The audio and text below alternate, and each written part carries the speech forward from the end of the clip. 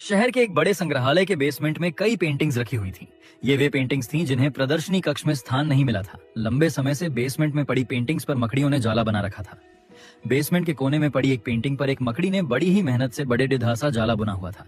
वह उसका घर था और वह उसके लिए दुनिया की सबसे प्यारी चीज थी। वह उसका विशेष रूप से ख्याल रखा करती थी। एक दिन संग्रहालय की साफ सफाई और रख रखाव कार्य प्रारंभ हुआ। इस प्रक्रिया में बेसमेंट में रखी कुछ चुनिंदा पेंटिंग्स को म्यूजियम के प्रदर्शनी कक्ष में रखा जाने लगा। यह देख संग्रहालय के बेसमेंट में रहने वाली कई मकड़ियां अपना जाला छोड़ अन्यत्र चली गईं। लेकिन कोने की पेंटिंग की मकड़ी ने अपना जाला नहीं छोड़ा। उसने सोचा कि सभी पेंटिंग्स को तो प्रदर्शनी कक्ष में नहीं ले जाया जाएगा, हो सकता है इस पेंटिंग को भी न ले जाया जाए। कुछ समय बीतने के बाद बेसमेंट से और अधिक पेंटिंग्स उठाई जाने लगी, लेकिन तब भी मकड़ी ने सोचा कि ये मेरे रहने की सबसे अच्छी जगह है, इससे बेहतर जगह मुझे कहाँ मिल पाएंगी।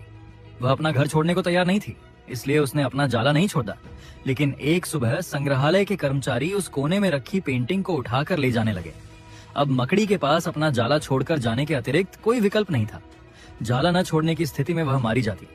बुझे मन से उसने इतनी मेहनत से बनाया अपना जाला छोड़ दिया। संग्रहालय से बाहर निकलने के बाद वह कई दिनों तक इधर उधर भटकती रही।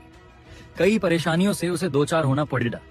वह बड़ी दुमक ही रहा करती थी कि उसका खूबसूरत घर भगवान ने उससे छीन लिया और उसे इस मुसीबत में ढकेल दिया।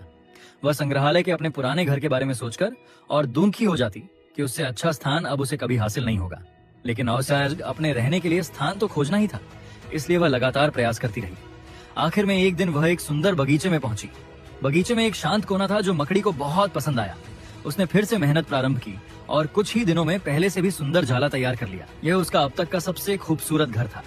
अब वह खुश थी कि जो हुआ अच्छा ही हुआ, अन्यथा वह इतने सुंदर स्थान पर इतने सुंदर घर में कभी नहीं रह पाती। वह खुशी खुशी वहां रहने लगी। कभी कभी जीवन में ऐसा कठिन समय आता है जब हमारा बना बनाया सब कुछ बिखर जाता है। ये हमारा व्यवसाय, नौकरी, घर, परिवार या रिश्ता कुछ भी हो सकता है। ऐसी परिस्थिति में हम अपनी किस्मत को कोसने लगते हैं या भगवान से शिकायतें करने लग जाते हैं। लेकिन वास्तव में कठिन परिस्थितियों हमारे हौसले की परीक्षा